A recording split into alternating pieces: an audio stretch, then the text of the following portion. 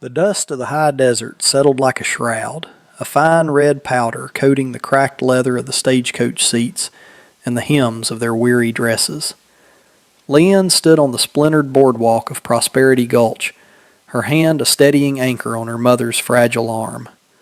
The light pink of her prairie dress, chosen with such care weeks ago in a world away, now seemed a foolish, fragile thing against the town's hard-bitten landscape of raw timber and unforgiving sun. Before them stood the mercantile, its sign proclaiming Finch's Provisions and Dry Goods in letters that were already peeling.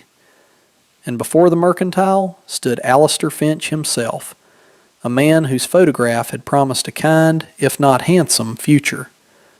The man in the flesh was smaller, his face pinched with a sour disappointment that curdled the air around him. He looked from Leanne's hopeful face to the stooped, silver-haired figure of her mother, Aunt May, who leaned heavily on her daughter, her dark green traditional dress a stark, elegant contrast to the drabness of the town. Finch's lips, thin as a razor cut, tightened. He had paid for a bride, a worker, a healthy young woman to manage his home and stand behind his counter. He had not paid for an anchor. He had not paid for an elderly mother. He gestured with a dismissive flick of his wrist, a motion that encompassed both women but landed with particular cruelty on Aunt May. This was not the arrangement, he said, his voice not loud but carrying a sharp metallic edge that cut through the afternoon stupor. The letter said you were coming alone. I have no room for excess. The word hung in the air, grotesque and heavy. Excess. A lifetime of love and sacrifice. Of stories whispered in a shared language. Of hands that had mended and cooked and soothed, all reduced to a merchant's term for unsellable inventory. Leanne felt the blood drain from her face, but her grip on her mother's arm did not waver. She would not let her mother feel the tremor that had started deep inside her. She would not let this small man see her fall apart. The moment stretched, thin and brittle. A few curious townsfolk had paused, their errands forgotten. The saloon doors swung open, spilling out a pair of dusty prospectors who stopped to watch the unfolding drama. Finch, sensing an audience, seemed to puff himself up, his indignation becoming a performance. He was a man of business, a pillar of this fledgling community, and he would not be made a fool of. He would not be cheated. I run a business, he announced, his voice rising to project to the growing crowd. Every nail, every sack of flour has its cost. I made an agreement for one, not for two. He pointed a trembling, accusatory finger at Aunt May, who blinked slowly, understanding the tone, if not the words. She understood the language of contempt. It was universal. The crowd began to murmur, the sound like dry leaves skittering across a hardpan. There were snickers, low and mean. A woman in a faded calico dress whispered something to her companion, her hand covering a smirk. They saw a spectacle. The strange, foreign woman in her silly pink dress and her even stranger, ancient mother, a pair of unwanted ghosts delivered to their doorstep. Leanne's spine straightened into a rod of unyielding steel. She could feel the stairs like physical blows, 100 tiny needles piercing her skin. She had traveled across an ocean, endured storms and sickness, holding on to the promise of a new life, a safe harbor for her mother in her twilight years. She had imagined a home. What she found was a pillory. "She is my mother," Leanne said, her voice quiet but clear, each word a carefully chosen stone thrown against the wall of his cruelty. She would not beg. She would not plead. Her dignity was the only currency she had left, and she would not spend it here, on this man, in this place. Finch scoffed, a wet, ugly sound. "And she is your responsibility, not mine." He turned his back on them then, a gesture of final, public dismissal, and began to address the crowd as if they were a jury. "I'm a fair man, but this is a deception." The crowd, eager for a villain and a hero, and always ready to side with one of their own against an outsider, murmured its assent. The heat was a physical weight, pressing down on Leanne's shoulders. The sun beat upon the dusty street, making the world shimmer and distort. From the edge of the town, where the raw, untamed wilderness began its slow crawl up the mountainside, a figure had been watching. He had been there when the stagecoach arrived, a silent observer leaning against the shaded wall of the blacksmith's forge, his presence as natural and unnoticed as a weathered boulder. He was a man of the mountains, a creature of shadow and stone who came to town only when necessity demanded it, his visits brief and silent. Jedediah was his name, though few in the town used it. They spoke of him in whispers, the Mountain Man, a figure of myth and rumor. He was immense, a giant carved from the very rock he called home. His chest and shoulders were a vast expanse of sun-darkened skin, crisscrossed with the pale lines of old scars, each one a story the town could only guess at. A thick, untamed beard and a cascade of long, dark hair framed a face that seemed to hold the patience of the ancient peaks themselves. He was shirtless, wearing only a pair of worn leather breeches, his bare feet dusty from the long walk down. He watched the scene unfold at the Mercantile, his eyes dark and deep-set, missing nothing. He saw the merchant's pinched face, the crowd's casual cruelty, the old woman's frail confusion, and the young woman's defiant, terrified pride. He saw her in her light pink dress, a wildflower attempting to bloom on barren ground. He saw the way she shielded her mother with her own body, a small, fierce act of love in a world that had shown them none. He remained still, a part of the scenery, until Finch turned his back, until the finality of the rejection settled over the two women like a death sentence. A profound stillness emanated from him, a silence that was not empty but full of weight and power. Then he pushed himself off the wall. The movement was slow, deliberate, a geological shifting rather than a man simply deciding to walk. He took a step, then another, his bare feet making no sound on the dusty ground. The crowd, so engrossed in Finch's self-righteous performance, did not see him coming at first. They felt him. It was a change in the air, a sudden drop in the temperature of their collective mockery. The snickers died in their throats. The whispers faltered. A space began to clear around him, an invisible parting of the waters. People shuffled back, their eyes wide, their mouths slightly agape. He was a force of nature that had wandered into their small, petty drama, and his presence dwarfed everything. Alistair Finch, his speech faltering, turned to see what had stolen his audience. His eyes landed on Jedediah, and the color drained from his face, leaving it a pasty, doughy white. The mountain man was not looking at him. His gaze was fixed on Leanne and her mother. He walked without haste, his path a straight, unwavering line to the spot where the two women stood isolated and condemned. He stopped a few feet from them, the sun at his back casting a long, protective shadow that enveloped them completely. For a moment he said nothing. The entire town seemed to hold its breath. The creak of a distant windmill was the only sound. He was a monument of quiet power, his silence more commanding than any shout. He looked at Leanne, his expression unreadable but devoid of the judgment and scorn she had faced all afternoon. He saw the tremor in her hands she tried so desperately to hide. He saw the unshed tears glittering in her dark eyes. He saw her courage. Then his gaze shifted to Aunt May, and a flicker of something softened the harsh lines of his face. He gave a slight, almost imperceptible nod, a gesture of respect to her age, her weariness. Finally, he turned his head, just enough to acknowledge the merchant cowering by his own storefront.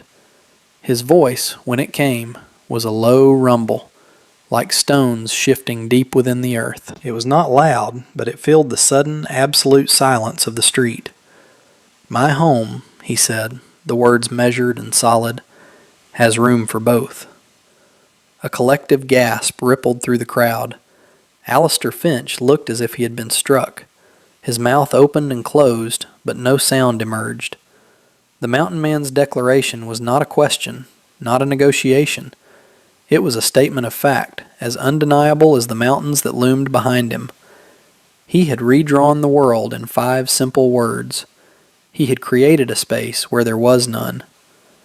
He then turned his full attention back to Leanne, ignoring the stunned townspeople and the sputtering merchant completely. He took a small step closer, his immense size making Leanne feel impossibly small, yet for the first time since she had stepped off that stagecoach, not afraid. He extended a hand toward her. It was a large, calloused hand, the hand of a man who worked with rock and timber and earth. But the gesture was gentle, an offering, not a demand. Leanne stared at that hand, at the lifeline etched into his palm. It was a bridge away from the humiliation, away from the jeering faces and the crushing weight of rejection. It was a path. She looked up at his face, into his dark, steady eyes, and saw not pity, but a profound and simple recognition of her humanity. She made her choice. With a deep, shuddering breath, she placed her small hand in his. His fingers closed around hers, warm and strong, a circle of solid strength. Then, with his other hand, he reached out not to Leanne, but to her mother. He did not grab or pull. He simply offered his arm, a gesture of courtly support that seemed both shockingly out of place and perfectly right. An Mei, who had been watching with wide, tired eyes, seemed to understand. She placed her frail, wrinkled hand on his powerful forearm. Jedediah nodded once, a final, silent confirmation. He then turned, and with Leanne on one side and her mother on the other, he began to walk away from the mercantile, away from the town, heading back toward the rising slopes of the mountains from which he had come, leaving Prosperity Gulch to drown in its own stunned, shamed silence. The walk away from the town was a silent procession. The gawking crowd, the sputtering merchant, the entire scene of their public shaming receded behind them, shrinking with every step until it was nothing more than a bad memory shimmering in the afternoon heat. Jedediah set a slow, deliberate pace, mindful of An Mei's shorter, more hesitant steps. His presence was a shield, deflecting the world. Leanne walked beside him, her hand still loosely held in his, a connection that felt less like a restraint and more like an anchor in a churning sea. She kept stealing glances at him, at the rugged profile, the wild tangle of his hair and beard, the sheer, solid mass of him. He was nothing like the man in the photograph. Nothing like the future she had been promised. He was something else entirely, something wilder, older, and, in a way that defied all logic, safer. The path began to climb, leaving the flat, dusty plain behind. It wound through scrub brush and hardy pines, the air growing cooler, cleaner, scented with resin and damp earth. Jedediah moved through this world with an easy, silent grace, his bare feet finding purchase on rocks and roots as if he were a part of the landscape itself. He did not speak, and Leanne found she did not need him to. The silence was not empty. It was filled with the rustle of leaves, the call of a distant hawk, and the steady, rhythmic sound of their own breathing. It was a silence that healed. When An Mei stumbled, her breath coming in ragged gasps, Jedediah stopped instantly. Without a word, he knelt down, his back to her. It took Leanne a moment to understand the invitation. She translated for her mother in a low, urgent whisper. An Mei hesitated, her traditional sense of propriety warring with her exhaustion.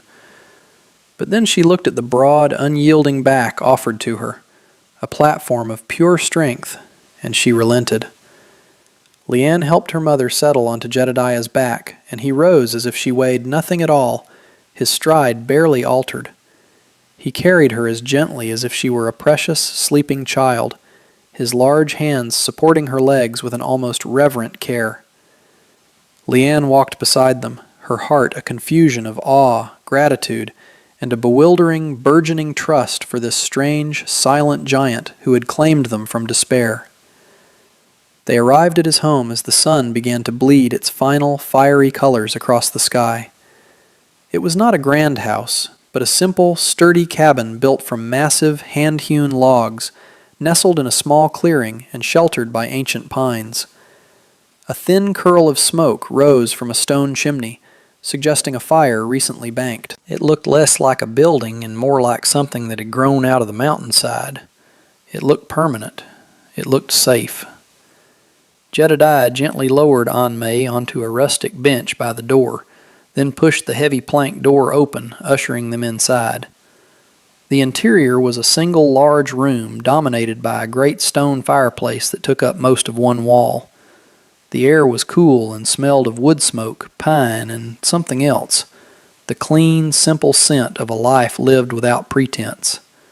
There was a rough-hewn table with 2 chairs, shelves holding a few tin plates and clay pots, and in the far corner a bed frame piled high with thick furs. It was a spare, masculine space, but it was meticulously clean. Every tool had its place, every surface was wiped down. It was the home of a man who valued order and solitude. Jedediah gestured toward the bed, the only one in the cabin. "For you," he said, his voice a low rumble, indicating both of them. He then pointed to a stack of clean-looking blankets near the hearth. "I will be here." He made it clear he would sleep on the floor, giving them the only comfort he possessed. Leanne felt a lump form in her throat. This stranger, this wild man of the mountains, had offered them more grace and honor in a few hours than Alistair Finch had in a lifetime of correspondence.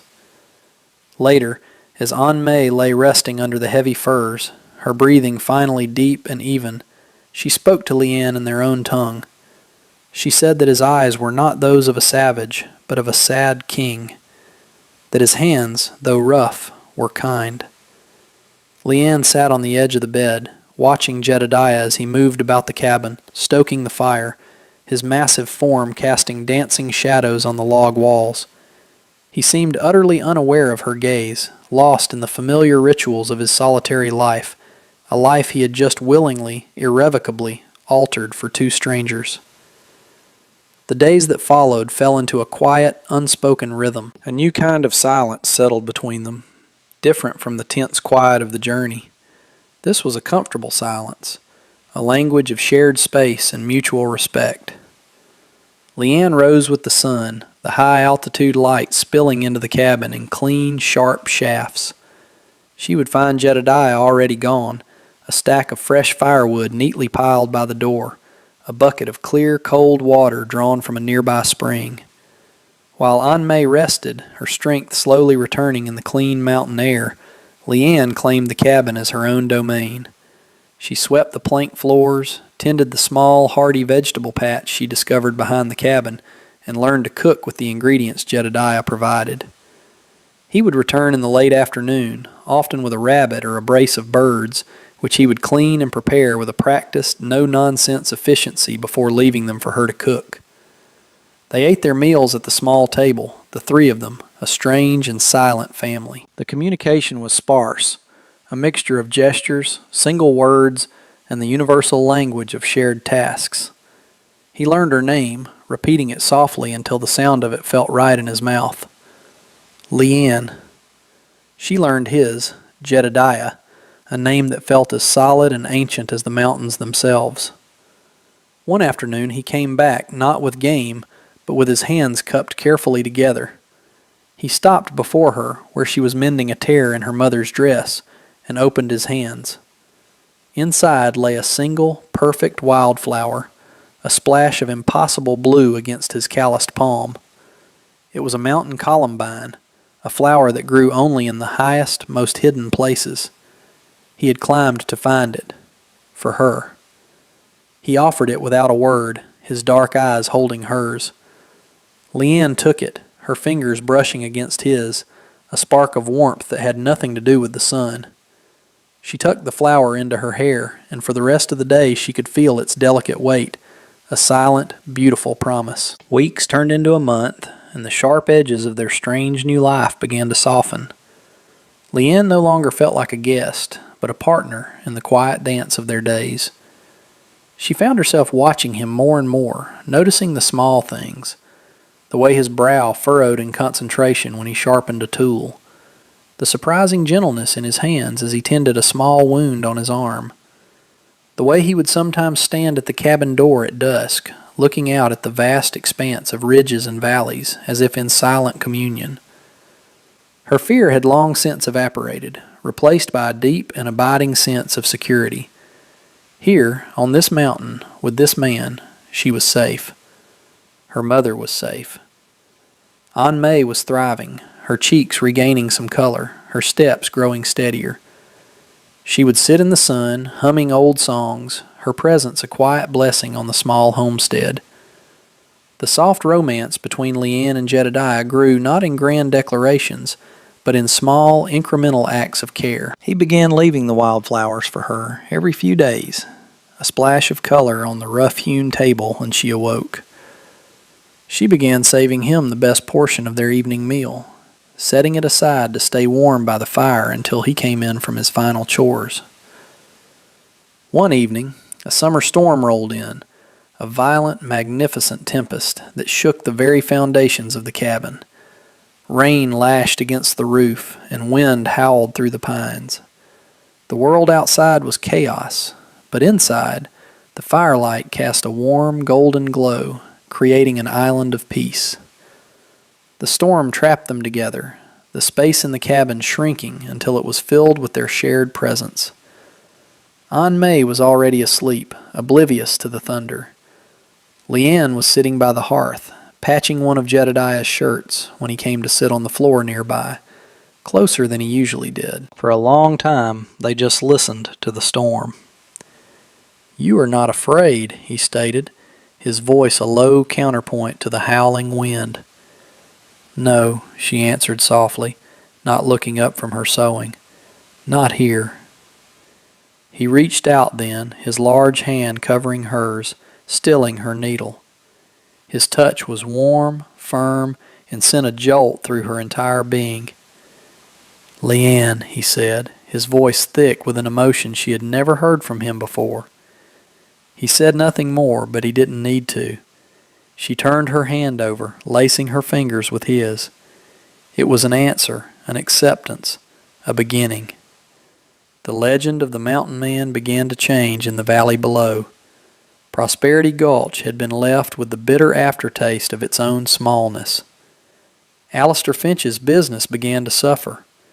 People looked at him differently, seeing not a wronged businessman, but a petty tyrant whose cruelty had been laid bare by a single act of quiet nobility. Customers grew scarce, their errands taking them to other towns, their gazes sliding past his mercantile as if it were haunted. The story of that afternoon was told and retold, growing with each telling.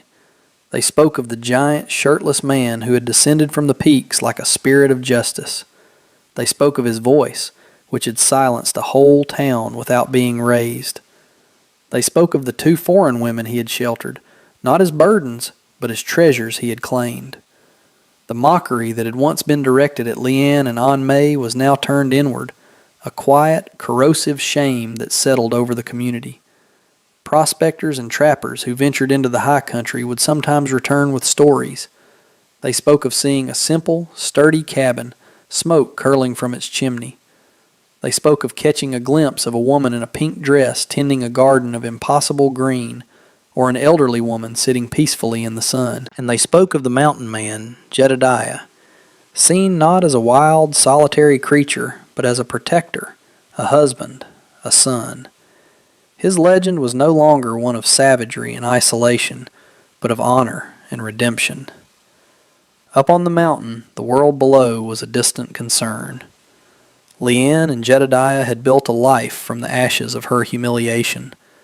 Their love, born in silence and nurtured by kindness, had blossomed like the wildflowers he brought her.